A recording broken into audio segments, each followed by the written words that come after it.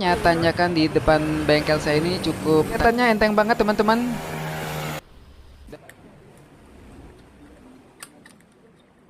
Jadi kita tidak usah lagi membawa ke bengkel bubut, diserahkan kepada teman-teman semua ya, tergantung selera.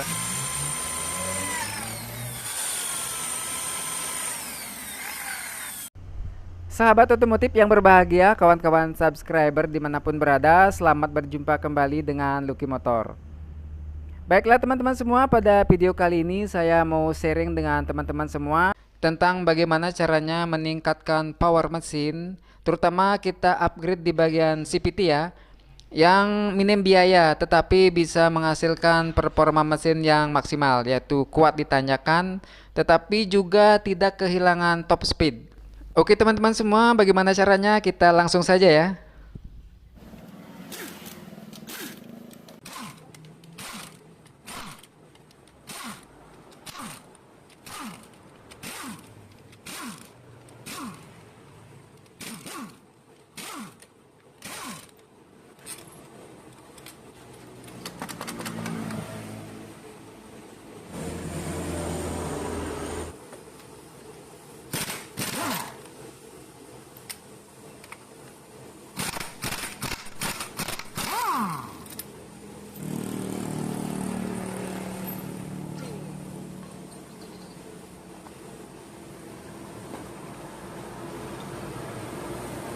Oke teman-teman semua, ini adalah CVT motor Vario dan ini berlaku juga untuk semua Matic ya. Dan ini adalah kondisinya masih original, masih aslinya ya. Jadi roller, terus rumah roller ini semua masih original. Nah, di sini nanti akan kita lakukan perubahan ya teman-teman. Bagaimana caranya untuk meningkatkan powernya ya, terutama pada akselerasinya dan juga tanpa kehilangan top speed.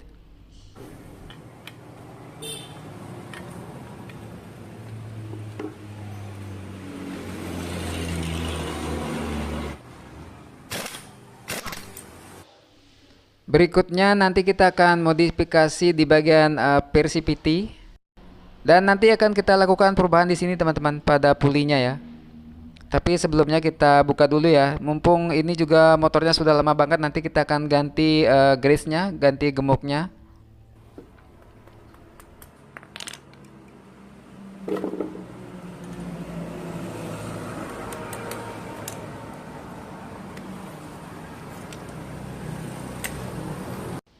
Oke, ini motor sudah lama banget ya, nggak pernah diganti gemuknya, dan ini masih untung belum kering. Dan pada hari ini karena kebetulan kita akan bongkar, sekalian akan saya ganti gemuknya.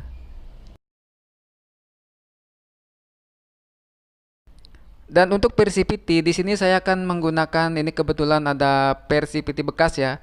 Ini PRCPT bekas Skywipe. Ini yang original teman-teman. Ini kebetulan ada 2 biji dan akan saya pilih salah satu yang lebih baik. Dan inilah yang akan kita gunakan untuk memodifikasi PRCPT aslinya. Tetapi sebelumnya kita bikin lubang dulu di bagian sini.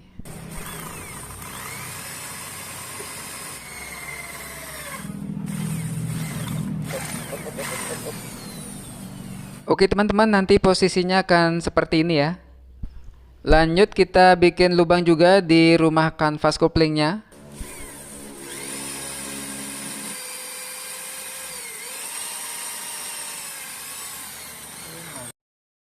Oke, ini salah satu contoh lubangnya ya. Nanti di sini kita akan bikin 3 lubang teman-teman. Kenapa kita bikin 3 lubang? Di sini gunanya untuk kita membuat tingkatan kekencangan pernya ya. Jadi tanpa kita membeli per racing, cukup dengan satu per kita bisa menentukan seberapa kencangnya ya. Mulai dari yang standar, terus menengah sampai yang paling kencang.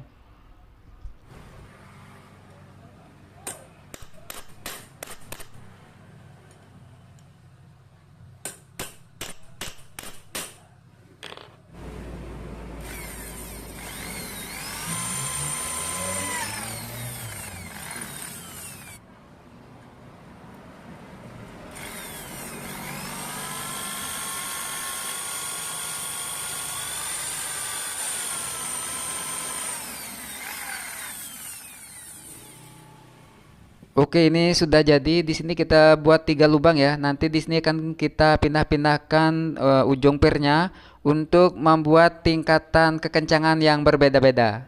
Oke, kita coba dulu ya.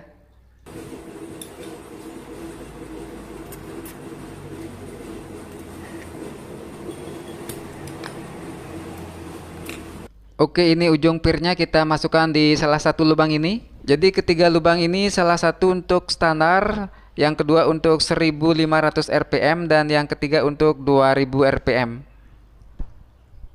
Jadi nanti posisi pirnya akan semakin diputar ke kanan semakin kencang ya. Jadi tergantung posisi di mana ujung pirnya kita masukkan pada lubang yang sudah kita sediakan. Sebagai contoh ini posisi yang standar. Oke, ini posisi yang standar, jadi posisinya pas banget. Dan berikutnya untuk posisi yang lebih kencang ya, kita putar ke kanan. Ini untuk tekanan 1500 rpm. Jadi untuk memasangnya ini lebih susah, jadi sedikit kita harus memutar ke kanan untuk mencapai posisinya. Dan ini yang terakhir, lubang ketiga untuk tekanan kekencangan 2000 rpm. Jadi kita tinggal memilih ya, mana yang cocok dengan kondisi medan kita, dan mana juga yang cocok dengan berat badan kita, tergantung juga dengan spek motor kita. Oke teman-teman, dengan menggunakan pir CVT bekas dari Skywise dan kita bikin 3 lubang di sini. Jadi kita cukup satu pir saja, ini bisa menggantikan 3 pir ya. Pir standar, pir 1500 rpm, dan juga pir yang 2000 rpm. Jadi jauh lebih hemat ya. Jadi cukup satu pir untuk 3 rpm yang berbeda.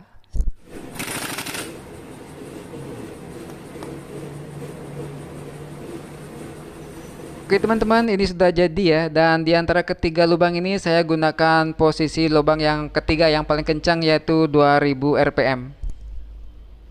Oke, selanjutnya kita kerok rumah rollernya. Dan ini tujuannya untuk menambah top speed ya teman-teman. Jadi putaran bawahnya kita dapat, akselerasinya enak, terus top speednya tetap masih kita dapat. Dan syukur-syukur bisa nambah ya teman-teman.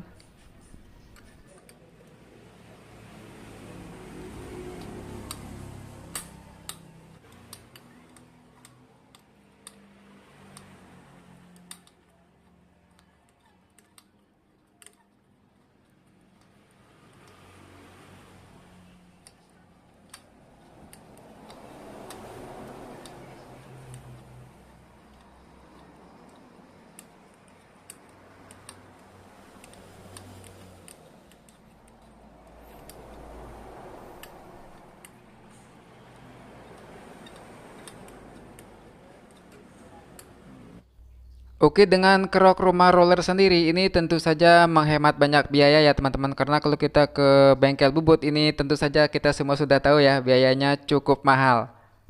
Oleh karena itu tidak ada salahnya kita lakukan sendiri.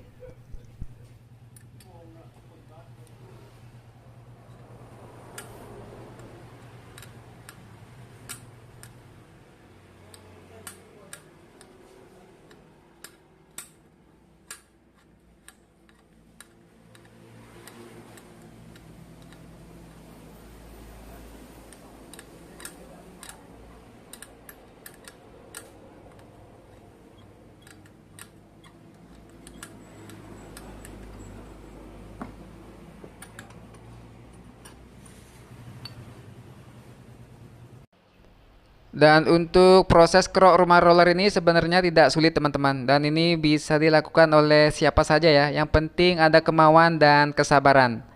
Dan saya yakin kita semua pasti bisa.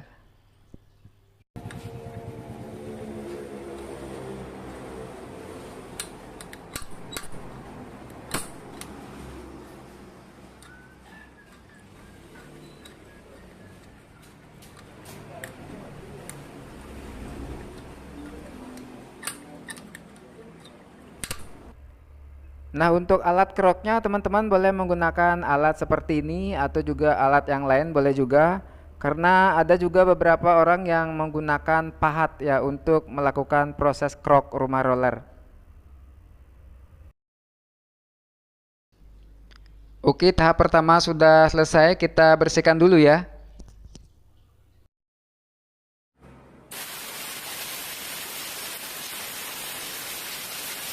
Lanjut tahap berikutnya kita finishing.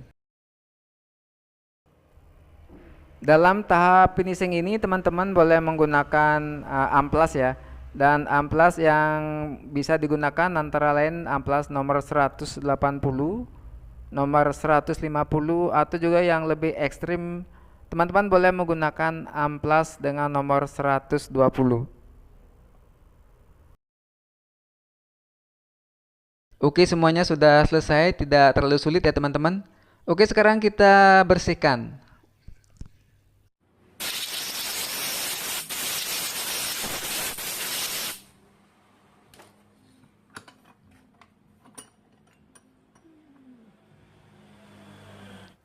Oke teman-teman, ini semua sudah jadi ya. Jadi hasilnya seperti ini.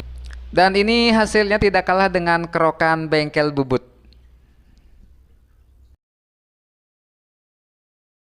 Langkah selanjutnya tinggal kita pangkas 0,5 mili ya. Ini kemiringan rumah rollernya.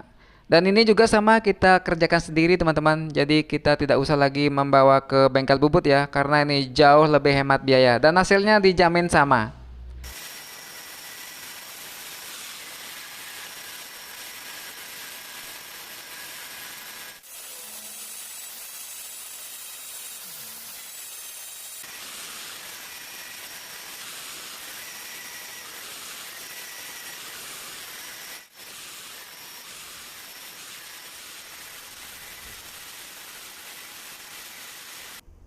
Oh ya teman-teman, setelah langkah awal tadi kita lakukan pemotongan dengan menggunakan gerinda, dan untuk yang kedua kalinya kita haluskan dengan amplas seperti ini.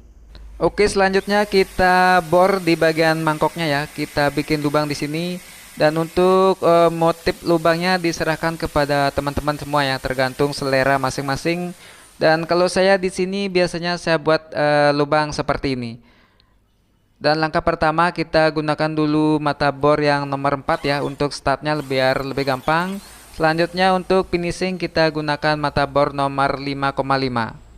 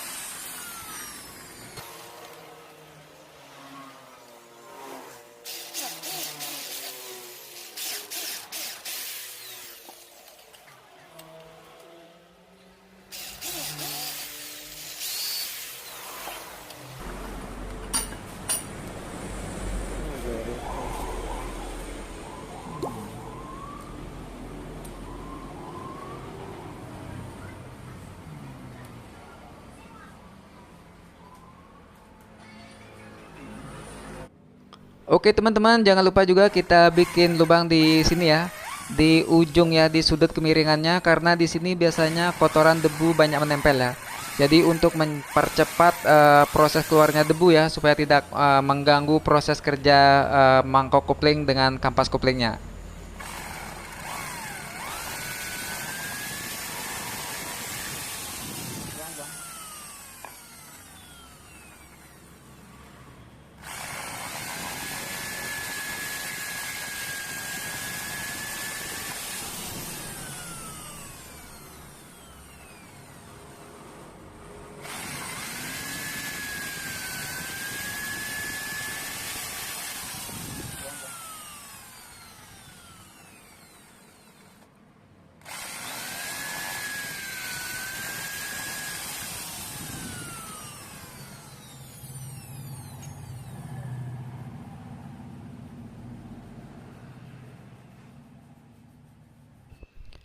Oke teman-teman, sekarang kita pasang ya. Ini semua sudah siap ya, semua sudah kita bersihkan dan sekarang tinggal kita pasang ya. Dan ini semua jalur rollernya sudah kita rapikan. Dan terakhir juga sudah kita amplas halus ya. Lanjut di sebelahnya juga sudah kita pangkas 0,5 mili. Jadi supaya bisa mengembang lebih maksimal. Dan tentu saja tujuannya untuk menambah top speed. Untuk mangkoknya ini sudah kita amplas halus ya setelah kita bor tadi. Dan terutama di sini teman-teman, di sini juga kita bor ya. Karena di sini tempat nempelnya debu. Biasanya di sini banyak sekali debu ngumpul ya. Jadi penting sekali kita juga harus bor di bagian sini. Dan ini rumah kampas koplingnya sudah kita atur, kita posisikan di posisi ketiga ya, di posisi yang paling kencang, yaitu sekitar 2000 rpm. Jadi semakin kita posisikan ke sebelah kanan, jadi posisinya semakin kencang. Ini rollernya masih standar. Ya, ini roller masih aslinya ya. Dan semua komponen ini masih standar. Jadi kita cuma memodifikasi saja. Jadi di sini tidak ada yang namanya roller racing, terus per CPT racing, apalagi per Sentry. Oke teman-teman, ini semua sudah siap ya dan kita pasang sekarang dan lanjut nanti kita akan lakukan test ride. Oh ya teman-teman, dalam proses pemasangan CPT ini saya percepat saja videonya untuk mengurangi durasi supaya tidak terlalu lama ya. Karena saya yakin teman-teman sudah biasa ya buka pasang CPT seperti ini dan ini tidak ada masalah. Dan yang terpenting di sini adalah teman-teman bisa menjaga kebersihannya supaya tidak terkena oli atau minyak, supaya tidak terjadi slip nanti V-belnya. Karena apabila mangkok kopling atau kampas gandanya kena oli, kena cairan, nanti bisa mengganggu performa mesin, mengganggu cara kerja mesin itu sendiri ya. Dan oleh karena itu teman-teman di sini perlu hati-hati terhadap kemungkinan-kemungkinan yang bisa mengganggu kinerja CPT. Oke teman-teman, ini sudah hampir selesai dan langkah selanjutnya kita akan coba tes, kita hidupkan mesinnya.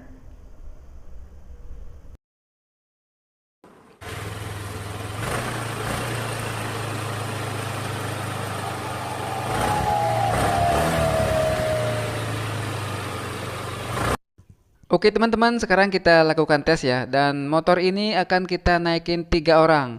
Dan sebenarnya tanjakan di depan bengkel saya ini cukup tajam ya, sekitar 30 derajat. Oke, kelihatannya enteng banget teman-teman. Dan biasanya untuk vario standar dinaikin 3 orang ditanjakan seperti ini tentunya sangat berat teman-teman. Tapi ini enteng sekali.